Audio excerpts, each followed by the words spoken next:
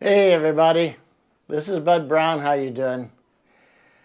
I just want to say something about, I want to answer a question that I'm getting a couple times, and then when I usually get it more than once or twice, then I know probably be a good time to make a video to answer it. As many of you may know, a YouTuber will put out information and then maybe the next day, a new subscriber looking at the latest video would ask the question that you've just answered. So it could be a little bit frustrating, but actually I understand.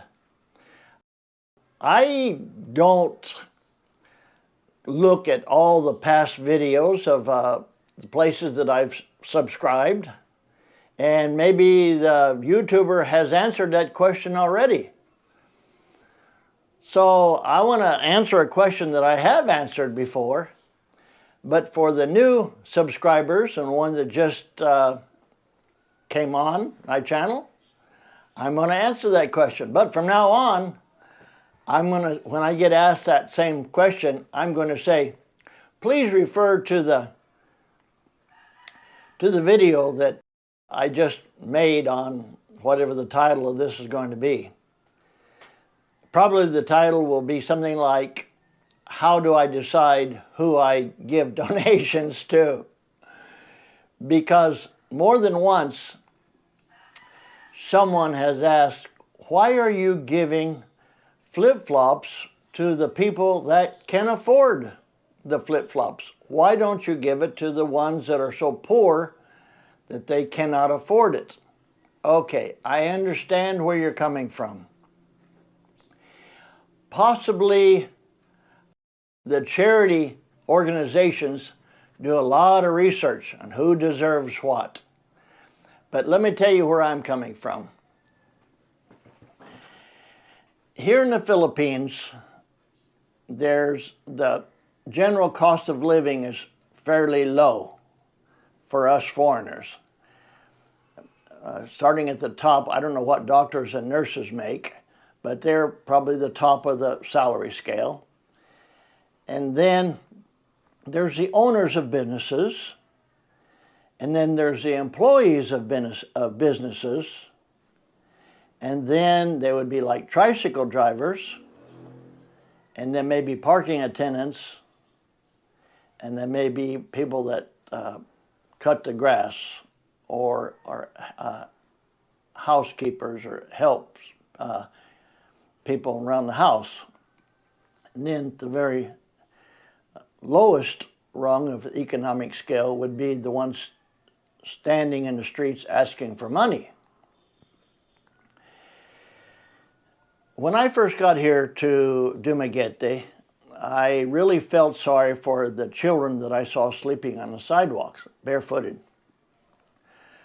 So out of my pocket, I would buy flip-flops that we call chinilas here, and give it to the kids that that were barefooted, didn't have any shoes or sandals, and that was fine.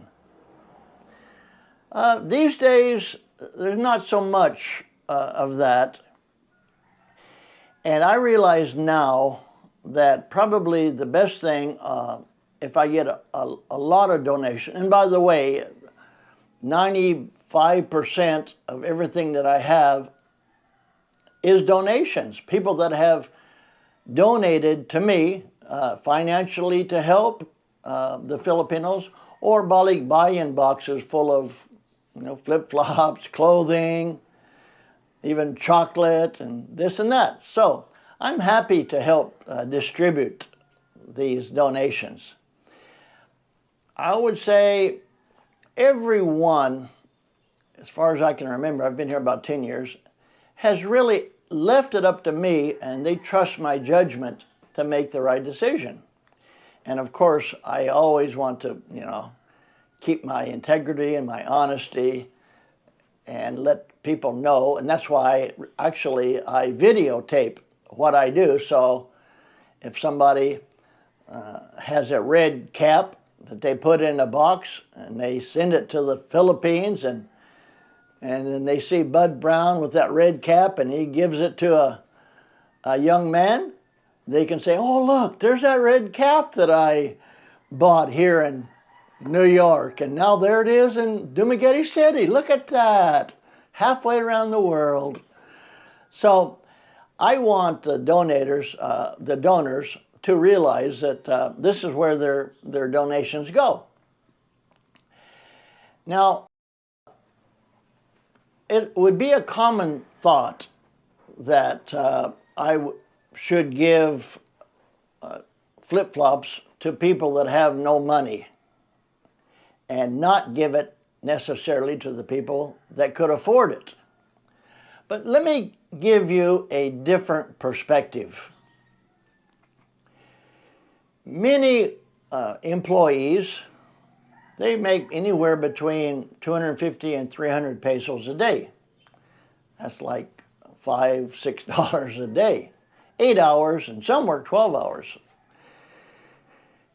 And they work hard for their money, and they don't get that much according to our standards.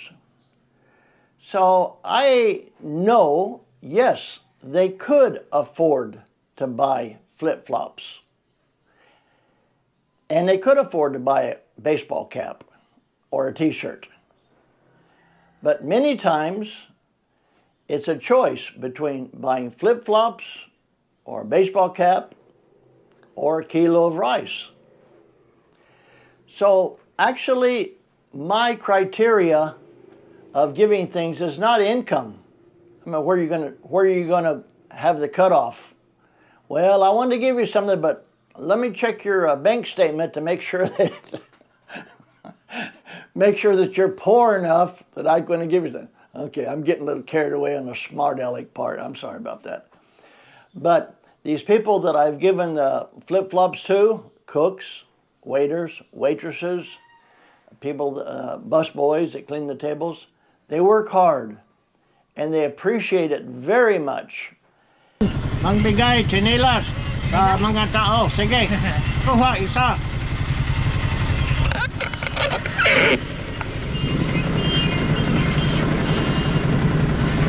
Tama ka siya, pero parang gamay, murag gamay, diba? Aba, okay. Thank you. You're welcome. I have a cap. It was donated. I love it. And I have some tennis shoes that were donated to me. Do you think I'm going to not appreciate it? And I'm going to say, no, I can afford to buy my own. Even sounds silly, that coming out of my mouth. So yes, they could afford it.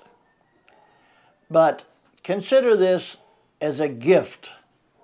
These are gifts that I'm giving to these people in the name of donors from the States and Europe and around the world. They're giving me a gift to give to people. And I tell them, this is not from me, this is from somebody, in the States or someone that's a subscriber to my YouTube channel. And it's a gift. And let me assure you, no one has said, I don't want it, I can afford it. All these people that you see me giving flip-flops to, they definitely deserve it and they definitely appreciate it. Now, I still do give flip-flops and various donations to charitable organizations. There's one here called UCP, UCP. What? Children, LCP, Little Children of the Philippines. It's a very honorable and good organization. And they help families that need help. And they give schooling and they have a lot of programs. You might want to look it up on the internet if you're interested. I think it's Little Children of the World is the parent organization. and then they have their branch here, Little Children of the Philippines. Also, someone had mentioned about going to the squatter areas. I don't want to take the time to explain what a squatter area is, but it's basically people that are squatting on land that's not theirs, but they're living there. But I have come, at first, many years ago, I did go there and hand out, but it was not a pretty sight. I was mobbed. I wasn't organized. So I came to the conclusion, give it to the barangay captain, or let them know, that I have donations. The barangay captain, a barangay is kind of like a neighborhood here. They know the families, they've been here a long time, maybe they grew up here in this barangay, in this neighborhood, and they were elected to be the barangay captain. I don't know, maybe it's equivalent to the United States, like a neighborhood watch, a neighborhood watch captain, I guess. But anyway, if I tell them, and I have done this for many times, so I'll have a lot of donations of various kinds, school supplies, and I can't remember what all, but I talked to the barangay captain. She said, yes, well, I'll have the families come here. Say I have enough for 50 families. She'll choose the families that she feels is appropriate. She'll bring them down one afternoon or one evening, and we'll come down there and I'll do a video of it to show the donor where his donations ended up. And it's a lot more organized and just more efficient.